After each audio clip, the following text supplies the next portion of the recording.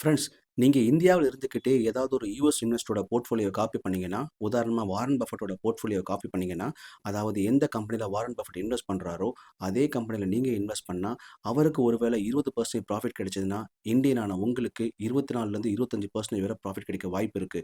அதுவும் without any hard work ஒட்டுமொத்த அமெரிக்கர்களை விட உங்களுக்கு 4லேருந்து 5% எக்ஸ்ட்ரா ப்ராஃபிட் கிடைக்கும். அதுவும் ஃப்ரீயா. இதத்தான் இன்னும் கொஞ்ச நேரத்துல டீட்டெயிலா பார்க்க போறோம். சில வருஷத்துக்கு முன்னாடி இந்த விஷயம் அந்த அளவுக்கு இம்பார்ட்டன்ட் இல்ல. அதாவது நீங்க இந்தியன் ஸ்டாக்ல இன்வெஸ்ட் பண்ணணுமா? இல்ல யுஎஸ் ஸ்டாக்ல இன்வெஸ்ட் பண்ணணுமான்றது. ஏன்னா, அப்போ யுஎஸ் ஸ்டாக்ல இன்வெஸ்ட் பண்றது கொஞ்சம் கஷ்டமா இருந்தது. பட் இப்ப நம்ம வீட்ல இருந்துகிட்டே ஈஸியா இன்வெஸ்ட் பண்ண முடியும். அதனால தான் நம்ம இன்னைக்கு வீடியோல டிஸ்கஸ் பண்ண போறது, இந்தியன்ஸுக்கு யுஎஸ் ஸ்டாக்ல இன்வெஸ்ட் பண்றதோட அட்வான்டேஜஸ் அண்ட் டிஸ்அட்வான்டேஜஸ் என்னன்னு. அதுக்கப்புறம் நீங்களே முடிவு பண்ணலாம் எங்க, எவ்வளோ இன்வெஸ்ட் பண்றதுன்னு. அது மட்டும் இல்லாம யுஎஸ் ஸ்டாக்ல எப்படி இன்வெஸ்ட் பண்றதுன்னு தெரிஞ்சுக்கலாம். வாங்க ஸ்டார்ட் பண்ணலாம். எல்லாரும் அதிகமா யோசிக்கிறது யுஎஸ் ஸ்டாக்ல எப்படி இன்வெஸ்ட் பண்ணலாம். ஏன்னா, அங்க மோஸ்ட் ஆஃப் த கம்பெனி நல்லா வளர்ந்ததுக்கு அப்புறமும் நல்ல ரிட்டர்ன குடுக்குது. உதாரணமா கடந்த 10 வருஷத்துல கூகுள் ஷேர் 10 டைம்ஸ்க்கு மேல போயிருக்கு. ஆல்மோஸ்ட் 26% காம்பவுண்ட் குரோத்ல இருக்கு. அடுத்ததா மைக்ரோசாஃப்ட் கம்பெனி கூட 10 வருஷத்துல 10 டைம்ஸ் க்ரோ ஆயிருக்கு. ஆப்பிளோட ஷேர் கூட 10 வருஷத்துல 15 டைம்ஸ் மேல போயிருக்கு. அமேசான் ஷேர் பிரைஸ் 15ல இருந்து 20 மடங்கு ப்ராஃபிட் கொடுத்துருக்கு. அப்புறம் நெட்ஃபிளிக்ஸ் ஷேரோட பிரைஸ் 20ல இருந்து 30 மடங்கு மேல போயிருக்கு. மோஸ்ட் ஆஃப் த பீப்புள் இந்த எக்ஸ்ட்ராடினரி ப்ராஃபிட்டை சுத்தமாக புரிஞ்சுக்கிறது இல்லை. அதாவது டெக் கம்பெனிஸ் பொதுவாக இன்னோவேஷன் அண்ட் ரிசர்ச் டிபார்ட்மெண்ட்டில் டாமினேட் பண்ணுறாங்க. ஆர்அண்டில் யூஎஸ் ஃபோக்கஸ் பண்ணுற மாதிரி வேற எந்த கண்ட்ரியும் ஃபோக்கஸ் பண்ணுறதில்ல. ஏன்னா நீங்களே சொல்லுங்க, இந்தியாவோட ஏதாவது ஒரு பிராண்ட் வேர்ல்டு மொத்தமும் ஃபேமஸாக இருந்திருக்கா? சரி, அதை விடுங்க. உங்களோட டெய்லி லைஃப்ல எந்த இந்தியன் ஐடி கம்பெனியோட ப்ராடக்ட்டை யூஸ் பண்றீங்க? அதாவது டிசிஎஸ்ஸா, இன்ஃபோசிஸ், விப்ரோ ஆர் டெக் மஹிந்திராவோட ப்ராடக்ட்டை யூஸ் பண்றீங்களா? சரி, உங்ககிட்ட நான் இப்படி கேட்குறேன். இன்னைக்கு கூகுள் இல்லனா யூடியூபை யூஸ் பண்ணியிருக்கீங்களா? இல்லனா உங்க ஃபேஸ்புக் ஆர் இன்ஸ்டாவை செக் பண்ணீங்களா? அதர்வைஸ் உங்க கம்ப்யூட்டர்ல உட்காந்துக்கிட்டு மைக்ரோசாஃப்ட்டோட விண்டோஸை யூஸ் பண்ணீங்களா? இதோட ஆன்சர் கண்டிப்பா எஸ்ஸா தான் இருக்கும். அதனால தான் இந்தியனோட ஐடி கம்பெனிஸ் ஐடி கம்பெனி இல்ல. அது வெறும் service providing company. US and euro கம்பெனிக்கு சர்வீஸ் ப்ரொவைட் பண்றாங்க. ஏன்னா அல்டிமேட்லி இந்தியன் கம்பெனி மக்களை தான் யூஸ் பண்றாங்க, டெக்னாலஜியே இல்ல. அப்புறம் டாலர்ல சம்பாரிச்சுட்டு ருபீஸ்ல செலவு பண்றாங்க. அதனால தான் அவங்களால ப்ராஃபிட் பார்க்க முடியுது. ஃப்ரெண்ட்ஸ், இதுல ஒரு தவறும் கிடையாது. இந்தியன்ஸ்க்கு நல்ல வேலை வாய்ப்பு இதனால தான் கிடைக்குது. ப்ராப்ளம் என்னன்னா, ஒருவேளை இந்தியன் ஐடி கம்பெனியோட கிளைண்ட்ஸ் நல்ல ப்ராஃபிட் எடுக்கலனா இவங்களாலையும் ப்ராஃபிட் எடுக்க முடியாது.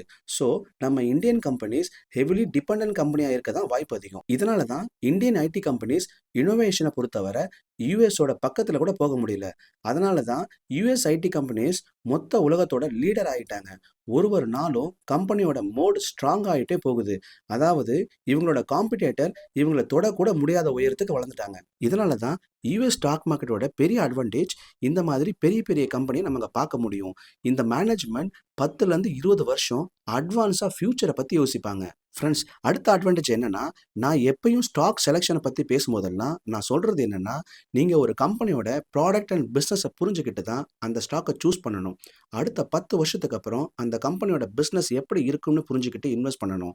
ஒன்ஸ் அந்த கம்பெனியோட பிஸ்னஸை புரிஞ்சுக்கிட்டா அந்த ஸ்டாக் மேலே நீங்கள் நம்பிக்கை வைக்கலாம், உங்கள் க்ரோத்தையும் இன்க்ரீஸ் பண்ணலாம்.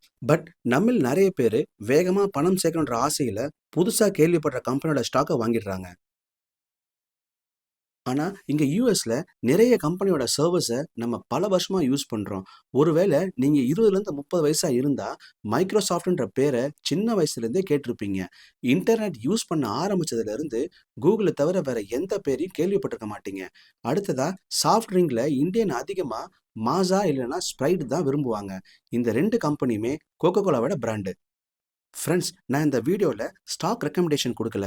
எல்லா கம்பெனி நேமும் வெறும் எஜுகேஷன் பர்பஸ் தான். பட் நான் என்ன புரிய வைக்க விரும்புகிறேன்னா, இந்த எல்லா ப்ராடக்ட்டும் வேற கம்பெனியோடது. நம்ம பல வருஷமாக கன்சிஸ்டண்ட்டாக யூஸ் பண்ணுறோம்.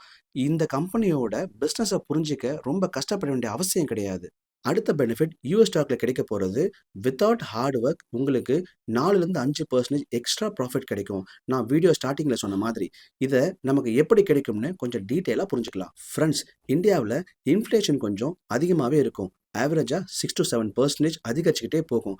பட் யூஎஸில் வெறும் 1 to 2% தான் இன்க்ரீஸ் ஆகும். இப்போ கொஞ்சம் ரீசெண்டாக அதிகமாக இருக்குது. பட் ஃபியூச்சர்லேயும் யூஎஸ் தான் நம்ம டாமினேட் பண்ணும். நீங்க இந்தியாவோட ஆர்பிஐயோட பேங்க் ரேட்ட செக் பண்ணீங்கன்னா 6.5% தான் இருக்கும்.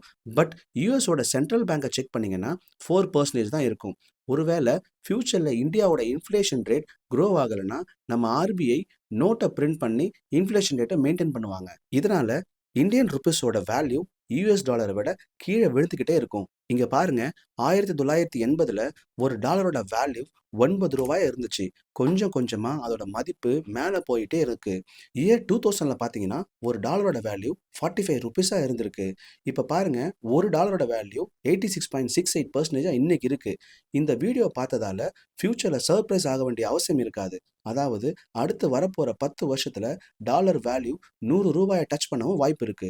ஸோ டாலர் பார்த்தீங்கன்னா கடந்த 10-20 வருஷமா இந்தியன் ருபீஸ் அகேன்ஸ்டா 4 to 5% க்ரோ ஆகிட்டே இருக்கு. ஸோ ஒருவேளை நீங்க யூஎஸ் ஸ்டாக் மார்க்கெட்டை இன்வெஸ்ட் பண்ணியிருந்தீங்கன்னா இந்த ரிட்டர்னும் உங்களுக்கு எக்ஸ்ட்ராவாக கிடைக்க வாய்ப்பு இருக்கு. நீங்க எந்த ஒரு ஸ்டாக்கை வாங்கினாலும் டாலர்ல தான் பே பண்ணணும். அதே மாதிரி செல் பண்ணும்போதும் ரிட்டர்ன் டாலர்ஸ் தான் கிடைக்கும். So compare to US investors உங்களுக்கு எக்ஸ்ட்ரா ரிட்டர்ன் கிடைக்க வாய்ப்பு அதிகம். உங்களுக்கு இன்னும் டீட்டெயிலாக புரிய வைக்க நான் ஒரு எக்ஸாம்பிள் மூலியமா விளக்குறேன். உங்க மொத்த டவுட்டும் கிளியர் ஆயிடும். ஒரு யூஎஸ் இன்வெஸ்டர் 10 வருஷத்துக்கு முன்னாடி கூகுள் கம்பெனியோட ஷேரை வாங்குறாரு. அந்த டைம்ல ஒரு ஷேரோட பிரைஸ் $245 இருந்திருக்கு.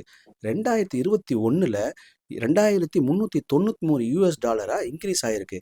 ஆல்மோஸ்ட் 10 டைம்ஸ் இன்க்ரீஸ் ஆயிருக்கு. நம்ம இதோட ரிட்டர்னை கால்குலேட் பண்ணா ஆல்மோஸ்ட் 25.89% காம்பவுண்ட் ரிட்டர்னாக கிடைச்சிருக்கும்.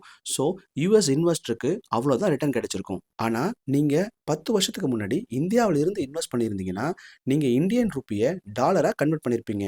ஸோ அன்னைக்கு ஒரு டாலர் ஆல்மோஸ்ட் 50 ருபீஸாக இருந்துச்சு. இதுக்கு அர்த்தம் என்னன்னா நீங்கள் 12,000 ரூபாய் இன்வெஸ்ட் பண்ணியிருப்பீங்க. அதாவது 50 into 240 12,000 ருபீஸ். பட் 2021ல் ஒரு யூஎஸ்டியோட வேல்யூ 70 ரூபாய்க்கு மேலே போயிடுச்சு. ஸோ இப்போ நீங்கள் அந்த ஷேரை செல் பண்ணிட்டு இந்தியன் ருபீஸில் கன்வெர்ட் பண்ணீங்கன்னா ஆல்மோஸ்ட் 1.68 லேக் கிடைக்கும். ஏன்னா 2024 டாலர் போனதால் 70 ரூபாயில் கன்வெர்ட் பண்ணுவீங்க. ஸோ நீங்கள் இதோட ரிட்டர்னை கன்வெர்ட் பண்ணி பார்க்கலாம். 12K இன்வெஸ்ட்மெண்ட் 1.68 லேக் ஆச்சுன்னா கிடைக்கிறது 30.2% காம்பவுண்டட் ரிட்டர்ன். இதுக்கு சிம்பிள் ரீசன் என்னன்னா நீங்கள் யூஎஸ் ஸ்டாக்ல இன்வெஸ்ட் பண்ணல, யூஎஸ் டாலர்லையும் இன்வெஸ்ட் பண்ணியிருக்கீங்க. அடுத்த பெனிஃபிட் என்னன்னா நீங்கள் யூஎஸ் ஸ்டாக்ல இன்வெஸ்ட் பண்ணுறதால வெறும் ஒரு கண்ட்ரியில் மட்டும் இல்லை, மொத்த உலகத்துலேயும் இன்வெஸ்ட் பண்ணுறீங்க. நான் முன்னாடி சொன்ன மாதிரி அவங்க ப்ராடக்டை யூஎஸ்ல மட்டும் இல்லை, ஒட்டுமொத்த உலகத்துலேயும் செல் பண்ணுறாங்க.